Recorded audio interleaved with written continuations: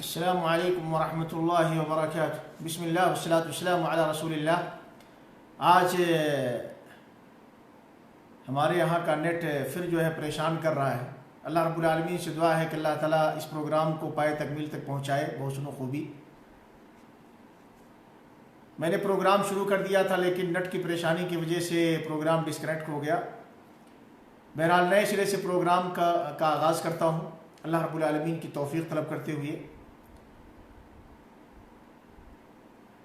دنیا کے اندر جھوٹ کے میدان بہت ہیں، اور جھوٹ کا سب سے خطرناک، سب سے قبیح اور سب سے بدتر میدان جھوٹی گواہی دینا ہے۔ یہ جھوٹی گواہی قرآن کریم کا اگر ہم مطالعہ کریں تو اللہ رب العالمین نے جھوٹی گواہی دینے سے مسلمانوں کو منع کیا ہے، اور جو لوگ جھوٹی گواہی دیتے ہیں اللہ رب العالمین نے ان کے اوپر اپنا عتاب، اس کی سرزنش کی ہے، وعیدیں سنائی ہیں۔ چنانچہ آج کی اس لائیو درس کے اندر جھوٹی گواہی کے نقصانات کیا ہیں، اس پر کچھ باتیں کرنے کی کوشش کروں گا۔ دعا ہے کہ اللہ رب العالمین توفیق نصیب فرمائے۔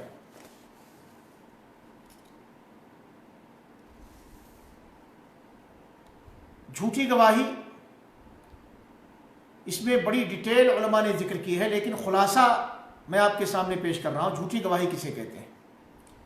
جھوٹی گواہی کیا ہے؟ شہادت الزور ہی ان یشهد الانسان امام حاکم او نحوه بغیر علم، کہ آدمی کے پاس علم نہیں ہے، کسی بھی چیز کے بارے میں آدمی کو پتہ نہیں، آدمی نے دیکھا نہیں، نہ ہی بصیرت کی نگاہ سے نہ ہی بصارت کی نگاہ سے، اور پھر بھی کسی معاملے کے بارے میں جا کر کے گواہ بنے، گواہی دے، جبکہ اس کو اس کی حقیقت کا پتہ نہیں، نہ ہی اس نے دیکھا ہے نہ اس کو علم ہے، صرف اور صرف جان بوجھ کر کے وہ جو ہے جھوٹ بولے، باطل کا ساتھ دے۔ جب انسان اس طریقے سے جان بوجھ کر کے کسی کے خلاف جھوٹی گواہی دیتا ہے تو اس کے معاشرے کے اوپر بڑے خطرناک اثرات پڑتے ہیں۔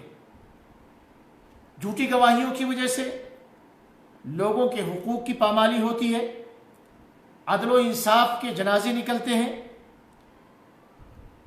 ظالموں کی مدد ہوتی ہے، لوگ حق والوں سے ناحق مال چھین لیتے ہیں، اور جھوٹی گواہیوں کی وجہ سے معاشرے اور سوسائٹی کا امن بھنگ ہوتا ہے، کسی بھی معاشرے کا سکون غارت ہوتا ہے، جان مال عزت و آبرو یہ لوگوں کے لیے آسان ہو جاتے ہیں جھوٹی گواہیوں کی بنیاد پر۔ جرائم پیشہ جو افراد ہیں وہ جرائم کی دنیا میں آگے بڑھتے ہیں، جرائم کا فروغ ہوتا ہے جھوٹی گواہیوں کی بنیاد پر، اور لوگوں کی جانیں بھی جاتی ہیں جھوٹی گواہیوں کی بنیاد پر، مال بھی ناحق لوگ ہڑپ کر جاتے ہیں جھوٹی گواہیوں کی بنیاد پر۔ الغرض تمام قسم کے فسق اور فساد کی جڑ یہ جھوٹی گواہی بنتی ہے۔ قرآن کریم کے اندر اللہ رب العالمین نے جھوٹی گواہی کی شناعت اور قباحت پر متعدد مقام پر اللہ رب العالمین نے تنبیہ ذکر کی ہے، اور اسی طریقے سے اللہ کے نبی صلی اللہ علیہ وسلم نے بھی جھوٹی گواہی کی قباحت اور شناعت کو مختلف انداز سے بیان کیا ہے۔ اللہ رب العالمین نے فرمایا سورہ حج کی آیت نمبر 30، ذَلِكَ وَمَن يُعَظِّمْ حُرُمَاتِ اللَّهِ فَهُوَ خَيْرٌ لَهُ عِندَ رَبِّهِ وَأُحِلَّتْ لَكُمُ الْأَنْعَامُ إِلَّا مَا يُتْلَىٰ عَلَيْكُمْ۔ اللہ رب العالمین نے فرمایا کہ یہ وَمَن يُعَظِّمْ حُرُمَاتِ اللَّهِ، کہ جو شخص اللہ کے حرمات کی تعظیم کرے، فَهُوَ خَيْرٌ لَهُ، تو حرمات کی اللہ رب العالمین کے کی جو حرمات ہیں ان کی تعظیم کرنا یہ تعظیم کرنے والے کے حق میں بہتر ہے، خیر اور بھلائی کا سامان ہے۔ وَأُحِلَّتْ لَكُمُ الْأَنْعَامُ إِلَّا مَا يُتْلَىٰ عَلَيْكُمْ، اور اے لوگو تمہارے لیے جانوروں چوپایوں کو حلال کیا گیا ہاں وہ چوپائے تمہارے لیے حلال نہیں ہے، حرام ہے، جن کو قرآن کریم کے اندر کھول کر کے بیان کر دیا گیا ہے، جن کی تلاوت کر دی گئی ہے۔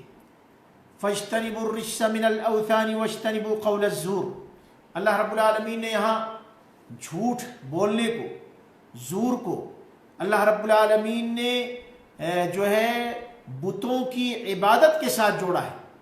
اللہ رب العالمین نے فرمایا فاجتنبوا الرجس من الاوثان، تو اے لوگو تم بتوں کی گندگی سے اپنے آپ کو بچاؤ۔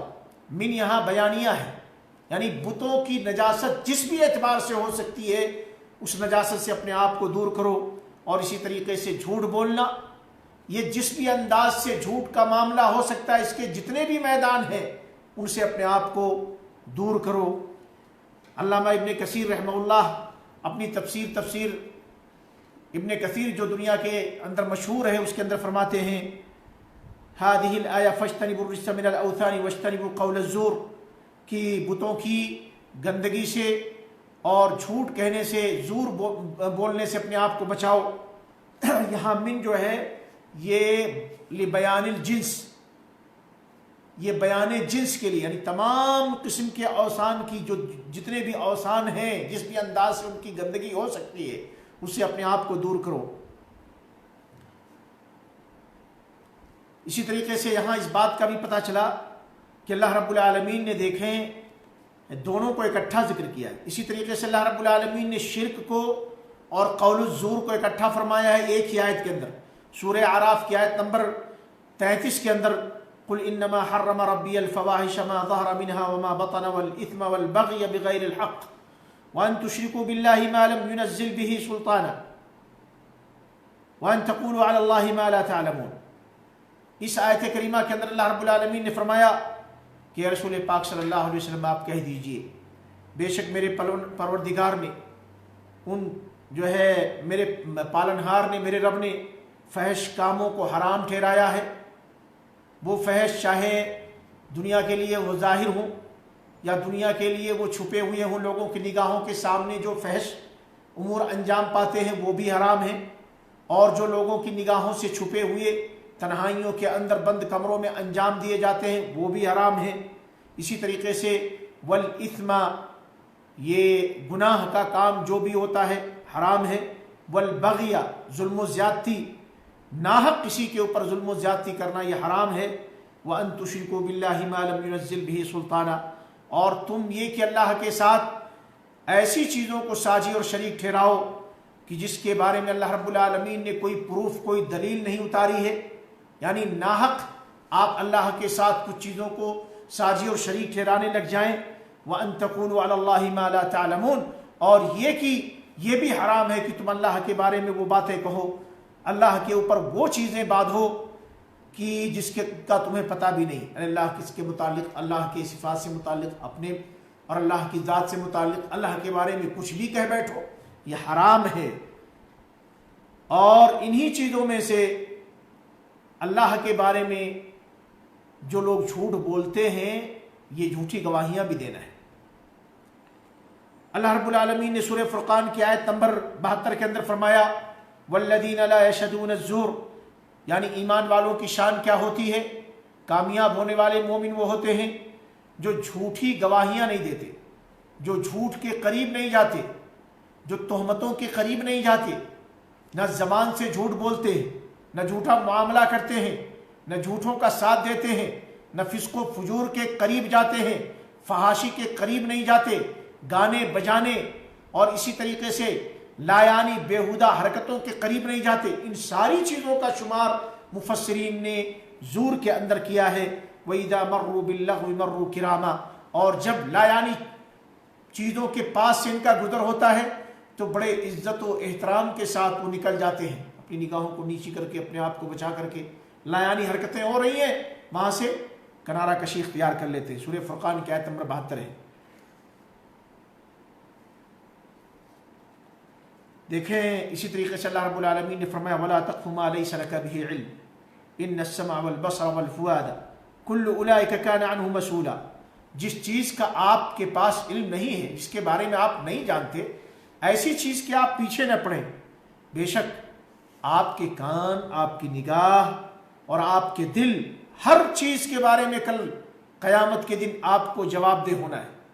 آپ نے اپنے دل و دماغ میں کیا کچھ پلان کیا ہے, آپ اپنی آنکھ کا کہاں استعمال کرتے ہو, آپ اپنے کان کا کہاں استعمال کرتے ہو, سب کچھ پوچھا جانا ہے آپ سے. سورہ اسراء کی آیت نمبر 36 سے دیکھیں. اس کے بارے میں محمد ابن الحنفیہ رحمہ اللہ فرماتے ہیں وَلَا تَقْفُ مَا لَيْسَ لَكَ بِهِ عِلْمٌ یعنی شہادت الزور, یعنی آپ ایسی چیزوں کے پیچھے نہ پڑیں جس کا آپ کو علم نہیں ہے. اس سے مراد کیا ہے؟ جھوٹی گواہی نہ دیں, جھوٹی گواہیوں کے قریب نہ جائیں. قتادہ رحمہ اللہ فرماتے ہیں لا تقل رأیت ولم ترى, یعنی آپ کا معاملہ ایسا نہیں ہونا چاہیے کہ آپ جا کر کے کورٹ کے اندر, کچہری کے اندر, پنچایت کے اندر آپ کہیں کہ بھئی میں نے یہ دیکھا ہے, حالانکہ آپ کی آنکھوں نے وہ منظر نہیں دیکھا ہے. اور آپ یہ کہہ رہے ہو میں نے یہ دیکھا, حالانکہ آپ کی آنکھوں نے وہ دیکھا ہی نہیں ہے. وَسَمِعْتُ وَلَمْ تَسْمَعْ, آپ یہ کہو کہ ہاں میں نے ایسا سنا ہے, حقیقت یہ ہے کہ آپ نے کچھ بھی نہیں سنا ہے. وَعَلِمْتُ وَلَمْ تَعْلَمْ, اور آپ یہ کہو ہاں اس کا مجھے پتا ہے, حالانکہ وہ چیز آپ کے علم میں نہیں ہے. فَإِنَّ اللَّهَ سَائِلُكَ عَنْ ذَلِكَ كُلِّهِ, ان تمام چیزوں کے بارے میں اللہ تعالیٰ کل قیامت کے دن آپ سے پوچھے گا کہ آپ نے یہ کہا تھا کہ ہاں میں نے ایسا ہوتے دیکھا ہے جبکہ آپ وہاں نہیں تھے, ہاں میں نے اپنے کانوں سے ایسا سنا ہے جبکہ آپ وہاں موجود نہیں تھے, ہاں میں